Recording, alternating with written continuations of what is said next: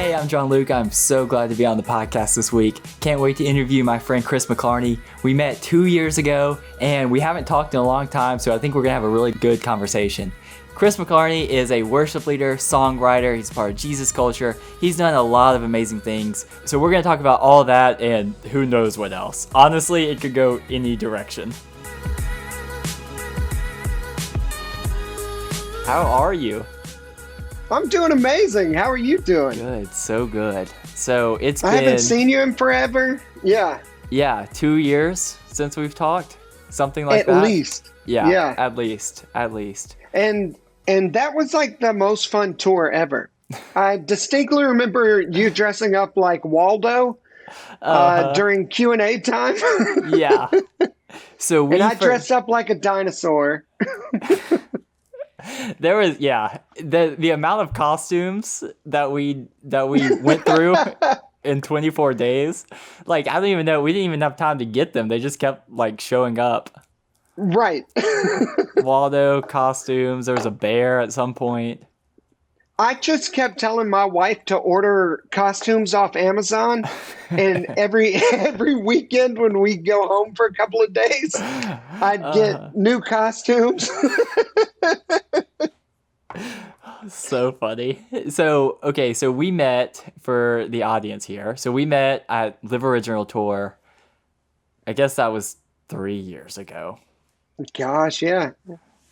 And then I did one stint on the next tour, so we got to hang out for like one weekend. Right. Man, such good times, because that was, and I feel like I learned a lot from you, because I hadn't really, been on tour, and so I felt like you were like my, like, mentor, friend. Yeah, your fellow father, seven on tour. Father.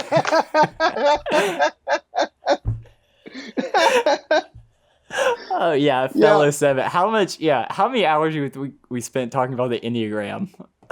So many.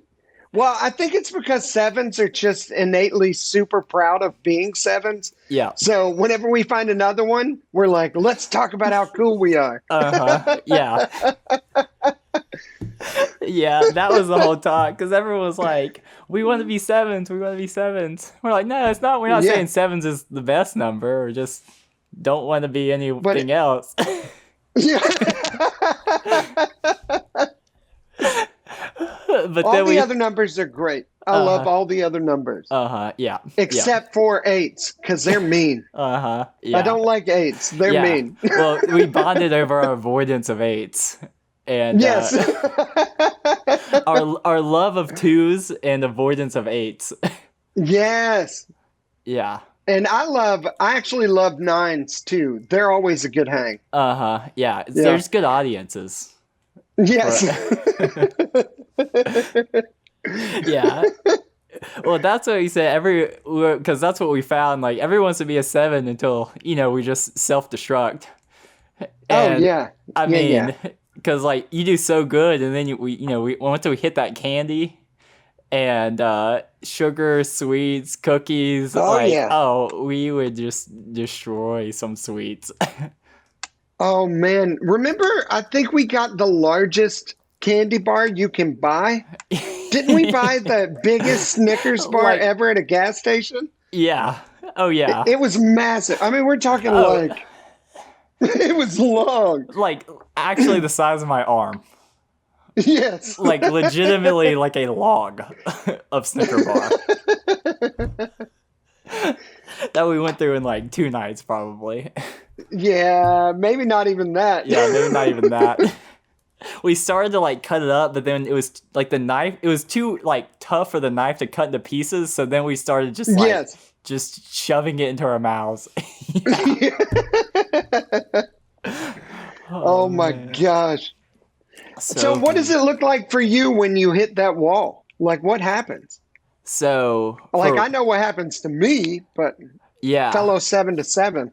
Well, it like sevens is like you have that high energy, and then it just gets like, so it just is like the fun just builds and builds and builds and builds, and then you just like consume, and then you hit that like delirious stage of just like everything's funny and you just have no clue what's going on at that point. And then all of a sudden it's just black. You just eventually we would just sneak away. And I think that's the move of a 7 too. It's like you go and then you just back out, slip into your bunk, and just call it a day. Because there's no starts or stops. It just it's just fun. As much fun as you can handle, and then you're like, I need to rest. Yeah. Okay. My big thing is when 2020 hit. I'd never experienced that kind of like not hanging out with anybody ever thing. Yeah. And it like, I actually had a panic attack and I just didn't know what it was. I thought I was dying. I ended up at the hospital. Yeah. And it was only because never in my life had I experienced like that kind of like trauma of not being around people. Yeah. I just missed it. How did 2020 do for you like that? Yeah, it was wild. Like once it started in March, like Mary Kate and I, we were totally quarantined. But once May hit, we still thought we were gonna have camp, and so we brought in our full staff to camp, and so we started like 50 college kids. We did COVID tests like every 2 weeks, and someone in our staff got COVID.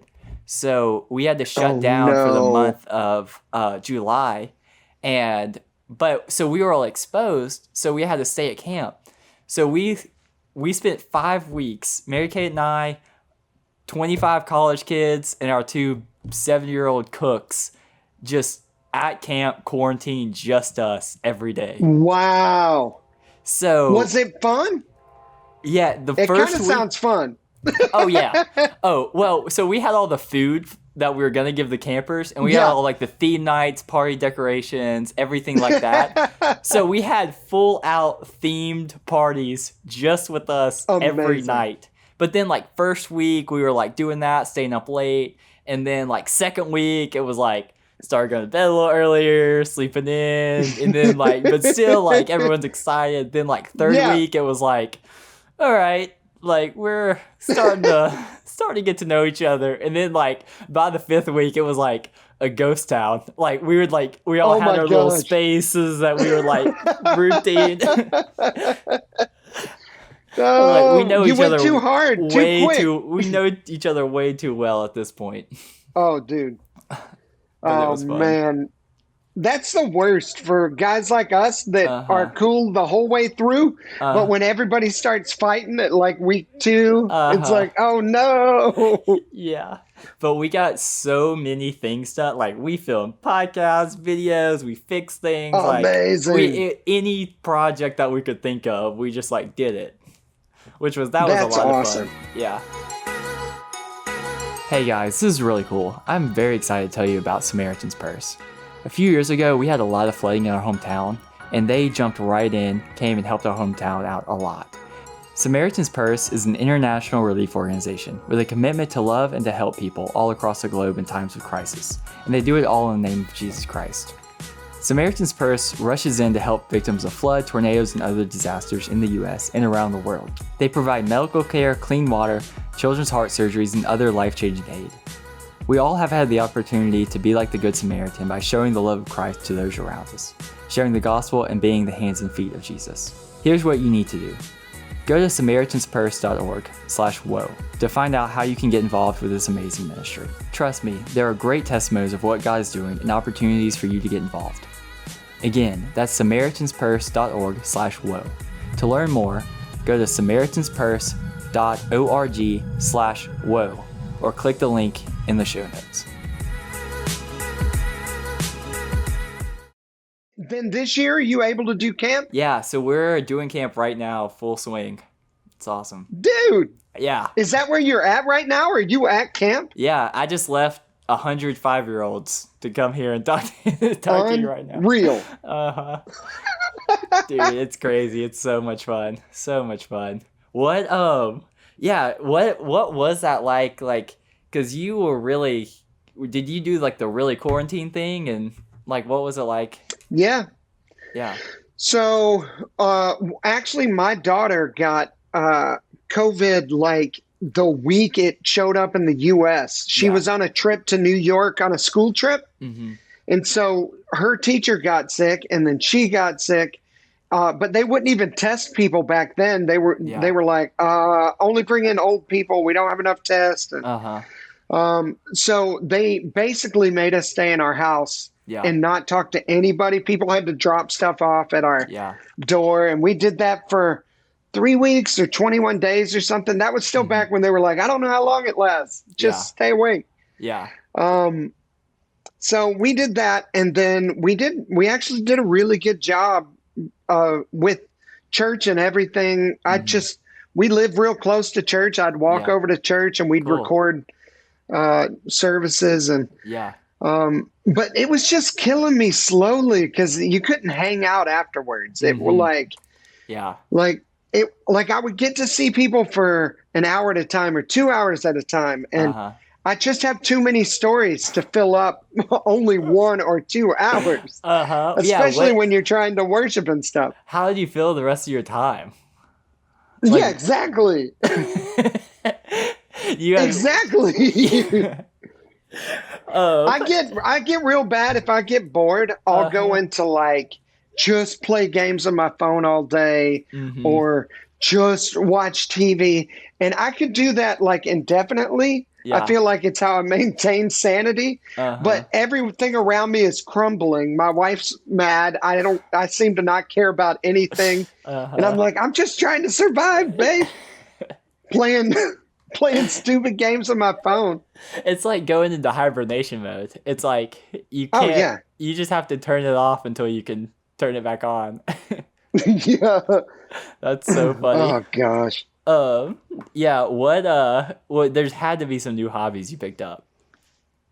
All right. So my biggest one is I started researching watches, like nice watches. Yeah. Right. But I'm too poor to buy nice watches.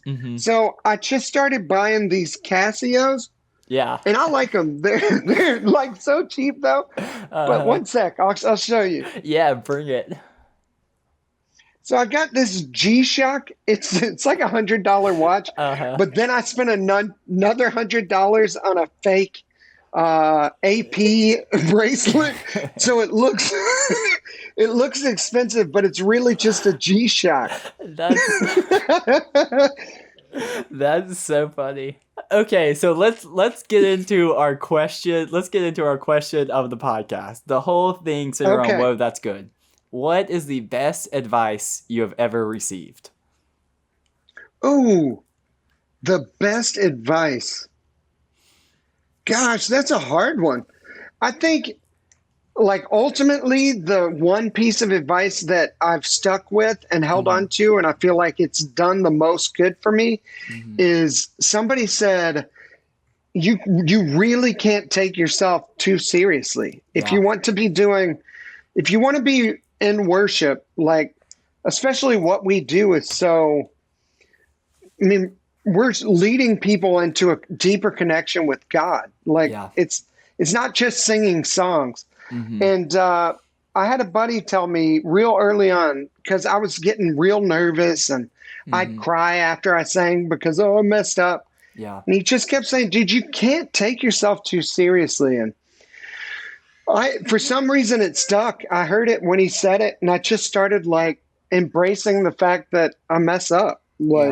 So this past week, I had the most hysterical flaw on stage. Like I failed so hard. I was just like trying to hit a note that I shouldn't have even tried for. Yeah. And I was the first one to post it online. I was like, everybody needs to see how stupid this is. So, yeah, I think that's my biggest advice. It's just don't take yourself too seriously. You don't get angry as much. You don't stress out as much. Yeah. You're not crying as much because you're messed up or, I mean. That's awesome. But that's kind of a 7 superpower as well. Yeah. Where we can reframe anything. So. Well, I think it's so good and it's so important, especially in like a ministry job when it's really not about us at all. like leading worship or like any way that we're leading someone to Christ it's nothing that we're actually doing. It's only Christ working through us. So there's no reason for us to even get mad or get upset or whatever. It's like, it might be a cop out, but it just is what it is. I'm just trusting Jesus. Like, hey, I'm just here. But that's real. That's how I feel like I've tried to live my life. It's just, and I think we talked about it on the road, but the whole way I got into music was I was trying to get a record deal and got one. And then I felt like God said, don't take it. So then that started this journey where I got into helping the poor and then accidentally got back into music. Like our sound guy posted the worship from the church service I was leading at on MySpace. And then Jesus Culture recorded songs that I'd written. It just kind of happened. Yeah. But yeah. Man, that's awesome. Yeah. Do you feel like since you heard that advice, like, has there been times you felt like you really leaned on it and times you felt like you've been doing really good, like not taking yourself seriously? Yeah, I really got good at that. I don't even think about it anymore. I just don't ever take myself seriously. And we've hung out. Like, I take God things seriously. I take people seriously, but I don't take myself seriously. And I don't feel like I have a hard time doing that anymore. I did when I was young, though. I mean, it's not an easy thing to get over. Yeah. Especially when you're living your Christian life on stage. And like, it's not like I'm just singing to God at my house by myself, but I do it in front of people. So I'm always making these like tiny adjustments to seem cooler to them. But at the end of the day, it's like, well, I mean, I got to get rid of all that because that's not helpful to the cause. Yeah. No, that's so good. Well, I ask you that because I think about, I'm at camp and I've got, college staff and, that's a real struggle for them and thinking like, am I saying the right things to these kids? Or like, am I leading them in the right way? And I think that that's something so important. I think that you're speaking into of like, you got to make a lot of mistakes before you get there. And that's totally fine. Like, ideal, honestly. Well, and the fact that nothing teaches you quicker than a mistake. I am a huge fan of giving people space to make big mistakes. And honestly, I don't like, especially in worship world, there's not a lot of downside unless you're doing something like horribly, like morally wrong. Then I just can't see how you leading the wrong song or saying something stupid in between songs would ever really impact the grand scheme of the kingdom. Right. So that, like, being able to make mistakes and to just own them and be okay with it, and it doesn't define you. You're not going to carry that for the rest of your life. I think that's what I've kind of, and for those that are willing to make mistakes, especially if you're on my end where you're leading worship and the whole thing train wrecks and you're just like, oh, let's start over. When you do that, the crowd is with you like 1,000,000%. Yeah. In fact, I promise you it helps them worship better because now all of a sudden they're not thinking about the performance of it. It's like, clearly this guy's not putting on a performance because he should have practiced if he was. So I think it takes all of that weird energy out of the room anyway. So in that aspect, I kind of don't mind playing the fool a little bit, like just being goofy on stage just so that people kind of like loosen up, just really enter into worship. Yeah, there's an honesty that comes with that because you're exactly right. It takes people from thinking about like, this is a performance to like, oh, that's a real person also trying to worship God the best way he can do it. And and they can better be led in worship in that way. One thing I was thinking about when you were saying that, like, you have to make a lot of mistakes and you have to own it because every once in a while, if it works out, it could be really cool. And oh yeah, and what you were saying about like being, as long as you're not making moral mistakes, it's you're taking risks in the best way. And I mean, you look at the Bible and like those guys are taking risks left and right. And when it worked out, it was super cool. And like that high note right. you said you missed the other day, if you would have hit it, it would have been epic. It would have been epic. But that's like the weird part about people that come to church or that lead at church sometimes is like, we love sports. For what reason? It's the not knowing how it's going to work out. It's the unknown of it is why we watch sports. If we knew who was going to win, it'd be stupid. Yeah. So in the same way, we love it in a movie. Someone takes a risk. There's no story if people don't risk. Yeah. And so we love this. Like, this is all we consume as humans is other people's risk. Like, oh, I want to watch that movie where he risked. And I think we need to make that switch from enjoying watching other people risk to just whatever people are doing, just take the risk, see what happens. Because at the end of the day, I mean, if you work at a bank and you take the risk of like making a joke with someone that walks in, it's out of your comfort zone. I mean, what's the worst that could happen? Yeah. So I think people need to take more risk, have more fun. Yeah. Just see what the day brings and maybe not organize everything to the second. Especially in Christianity, when we have the best safety net around. Oh, yeah. Yeah. Like, what is in it? What is, like, why? What is even this life when we have Christ? It's this. Yeah. It's well, and all the people in the Bible, it's like in The Hobbit, it's out of the frying pan and into the fire, like over and over. But it's the story of redemption. Mm-hmm. It's that, and Jesus says there will be trials. It's like this stuff happens, and it's how we navigate it that determines, what happens on the other side of it. And taking risk and just failing every now and then, and getting back up, that's the human experience. There's nobody else perfect, but we all think we need to be. I don't know. No, you're right. You're right. And God's kind of whole thing is redemption. So, like, why do we expect not to be redeemed when we fail? Like, that's kind of the whole thing. Right. That's the whole point. Right, exactly.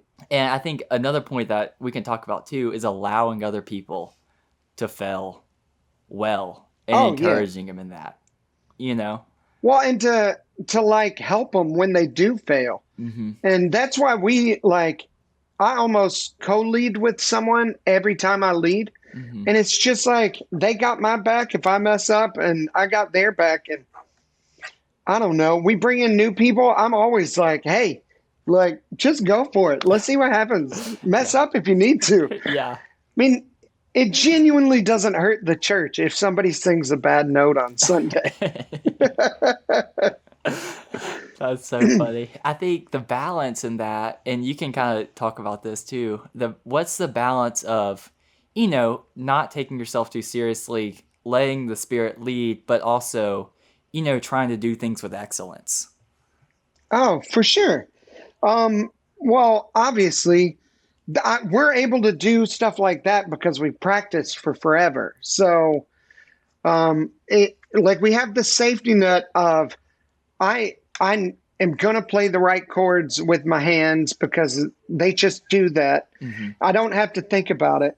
So in some ways, the excellence isn't in the moment of taking a risk. Like the excellent part isn't in when, at the Olympics in a few weeks, when they all line up on the starting line, that's not where the excellence happens. Yes. The excellence happens in them running all the time. And so I think if you've committed your time and life to taking energy and thought, learning an instrument well, learning the craft of songwriting or worship leading or carpentry or anything in the world, then on the back end of that, when you're actually doing it, I don't think you need to be thinking about the excellent part as much as you should be thinking about Like, let's make it genuine and real. Yeah. I don't know. No, that's awesome. It's right there. I heard a quote the other day from a pastor. It hit me so hard. It was about praying in the morning and like Bible reading in the morning, because I'm the worst morning person ever. Oh yeah, me too. And me too. And one thing he said was, discipline is not waking up early, it's going to bed early. And I was like, God, that hit me. That hit me, because like, how can and I think that's the same point. The excellence is not like the waking up.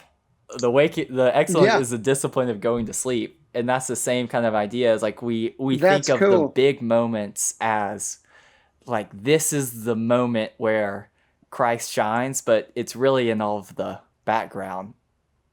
Yeah. That Christ works. And that's a really good. I like that. Can I steal it? Yeah. Well, you stole it from another guy. Yeah. So I'll steal it from you. It'll be fine. I want to say that was J.P. Pecluda who said that. Don't tell me that, because I'm just stealing it anyway. Good. Yeah. I don't want to know who's going to be mad at me. I have no idea. I really don't. That's the first name that came into my mind. So. Dude, that's actually super cool, though. I love that discipline is going to bed, because it really is. Yeah. Dude, I went to New York last week with another worship leader friend. We were writing songs, and they got us the tiniest hotel room. And it was me and him sharing this tiny, tiny hotel room with two size beds side by side, sharing this tiny hotel room. And we stayed up till 4 or 5 a.m. every day, talking like little kids at church camp. Like the 5-year-olds you just left, what they're doing, laying in bed, trying to be quiet, just giggling. We did that for 3 nights straight. Hey, what time? You would have loved it. That's ideal. What time did y'all wake up in the morning?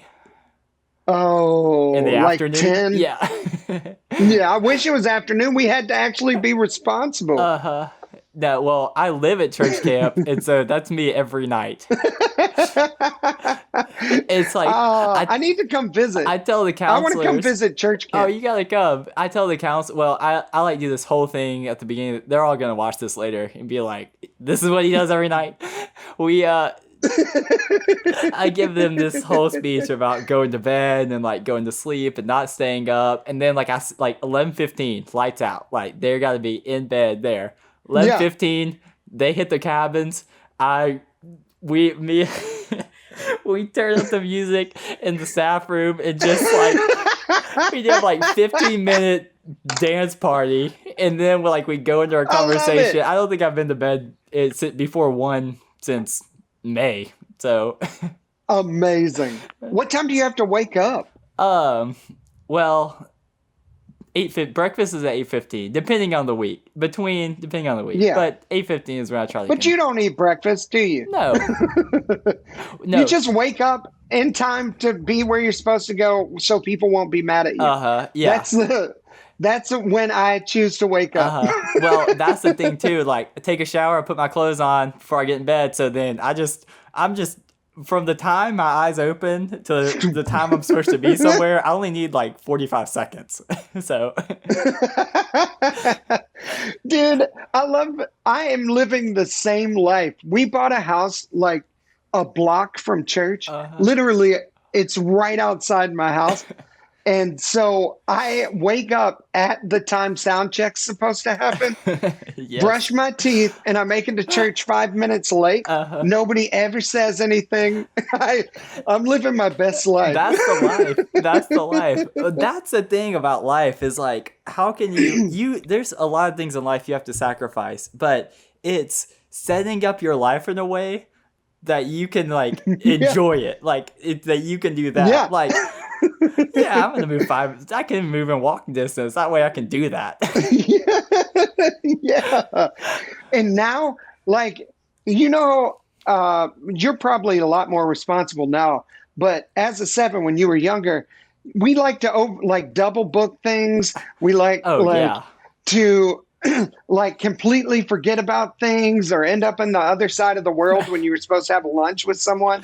Yes. So this living so close to church takes like 90% of that pressure away. Because when I get the text that says, "Hey man, where are you?" I'm like, "I'm on my way." And then I'm there like a minute later.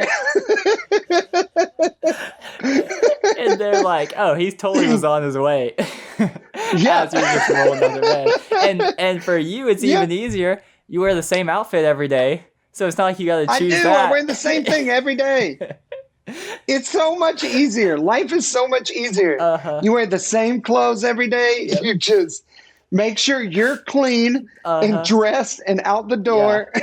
That's my setup at Camp Gioka, because I've got, my whole day is so scheduled, and like we wear the same clothes every, like, you know, we have like things that so the campers can identify us. So like I don't have to think about what I do, where I go, what clothes I'm gonna wear. I just wake up and just just follow the schedule, and then it just ends. Well, then the schedule runs out at 11:15, and then I just go nuts. Okay, so you just released a new song, "Speak to the Mountains." So let's just talk about that process then too. Like, what led you to write that? How long has it been in the works? Oh, dude. So at the beginning of 2020, we had a little writing camp just with church people from around the U.S., mostly churches. It wasn't like a cool, hip camp, but there were a lot of cool people there. It just wasn't the typical Nashville, like, cool kids club. Mm-hmm. But we sat down and wrote this song. The whole goal was to, I don't know a nice way to say it. I just wanted a song that was like a big middle finger song to the devil. Yeah. Like, this year sucks. Yeah. Just a song that's like, no. And we sat down. I kind of had that vision for where I wanted the song to go. And then we just started talking about how, like, I mean, people are facing these things and they're stuck in their own like fear or the unknown. And it was just like, let's remind people that God is bigger and better and stronger and greater than your mountains. Yeah. And so the way the song is framed up is it's like, I won't be shaken. I won't be moved, because my God is faithful and his promises are true. So I speak to the mountains. It's time to move. So it's like just kind of a big spiritual middle finger, not an actual bad one, but just like, just, hey, devil, my God's bigger than you. Like, my dad's bigger than you type playground stuff. I think, and they let me put a choir on it, which makes me happy. Yes. I think that is perfect, and that is perfect 2020. And to go back to what we were talking about before about failing and like being okay with failure, I mean, that song like says it perfectly, of like saying like, okay, this sucks, like this is terrible, but our God will redeem us. He is faithful. Yeah. Every time. He's faithful. He is faithful. Every time. There's always hope.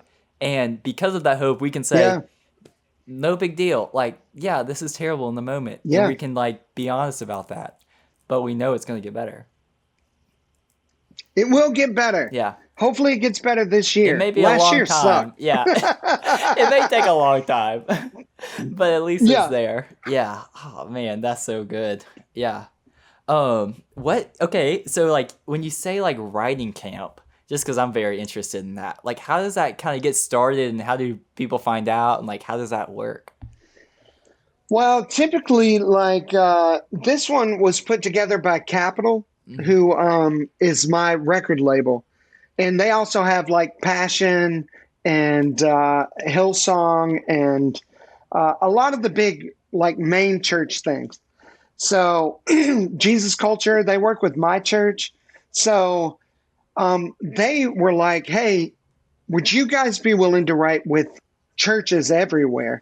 So a lot of us that live in town, or the Elevation guys, came in and we just wrote for church instead of writing for Christian radio or Christian audiences, but like, hey, what's going to work at your church? Let's try and make that song.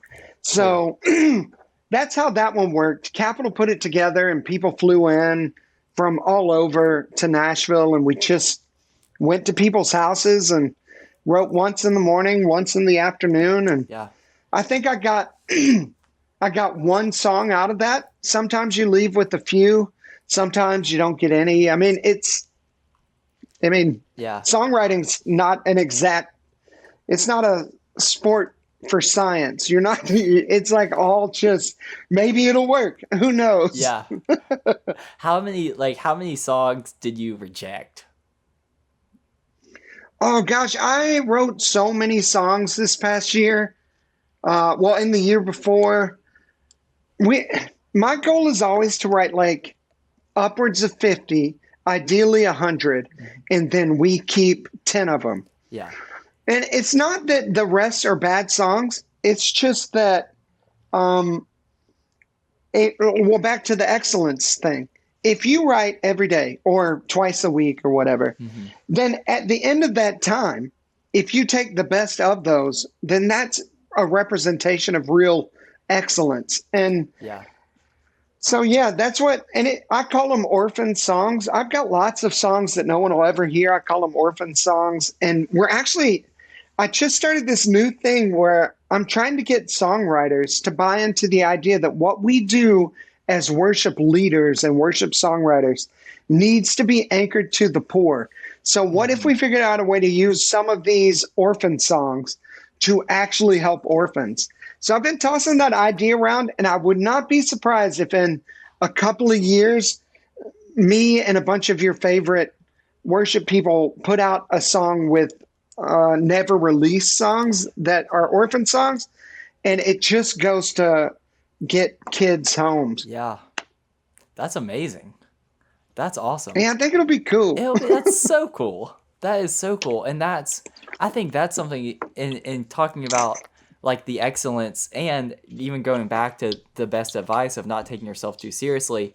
Like you're just writing for the enjoyment and just letting God use what it is. And now you've got this potential thing of all these like things that what you would define as like failure of like not, it didn't make the cut.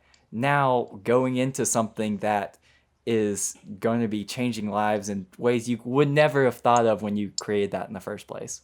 Yeah. Music, and that's one thing that I can't relate to at all. I've never been able to like I don't know anything about music. I can't hear it. I don't know. I'm like it's my cousin is he was a songwriter for a while, and he would say I'm like the worst customer. I'm like the person who like only likes pop. like whatever is like on the radio, whatever is like mainstream, like that's what I'm into. Well, to be fair, that's me too. And that's so weird. Nobody else gets it. Yeah. I'm always like to my kids, I'm like, there's a reason why this music is more fun. Yeah. It's like they picked what's the most fun song to put on the radio. And it was that one. So I like that. That's so funny. What's the one with Dua Lipa and DaBaby, the Levitating? I love that song. You want me? I want you, baby. My sugar boo. I'm levitating. Yeah. Oh, that's so... I love it. It makes me so happy. At first, I was like... And I love Ariana Grande. Oh, I think she's awesome. Totally. I love all of them. Yeah, at first, like, I was like, oh, well, like, I guess I'm not cool enough to, like, be into all this, like, indie stuff. Now I'm like, no shame. I'm just into it. Like, bring it. Yeah. If it's fun, if it's got a good beat, I'm into it. Lyrics, whatever. Bring it. Yeah, who cares? Yeah. Just make me dance. That's real. Man, this has been... Yay! This has been an awesome conversation. Thank you so much for being on. I'm so honored to have been the host this week. I'm so glad for Sadie allowing me to do this. So glad we could connect. I'm so happy we got to reconnect. Yeah. This is fun. We should hang out whenever you're in town, or... Oh, totally. If I'm ever in your town, yeah. I'm going to come to your camp someday. Good. Hey. I'm going to do it. Hey, next time Sadie's off of the podcast for a month, we'll get on and we'll have Whoa, That's Good. Oh, John Luke Chris Part 2. Yes. Yes. That's awesome. I'll help you co-host. Yes. It'll be amazing. Yeah, let's do it. We won't get anything done. No. But we'll love it. We're way past time already, and we'll just keep going. They're changing the values of the cameras. And we're just amazing. All right, awesome. dude. All right, man. Have a great day.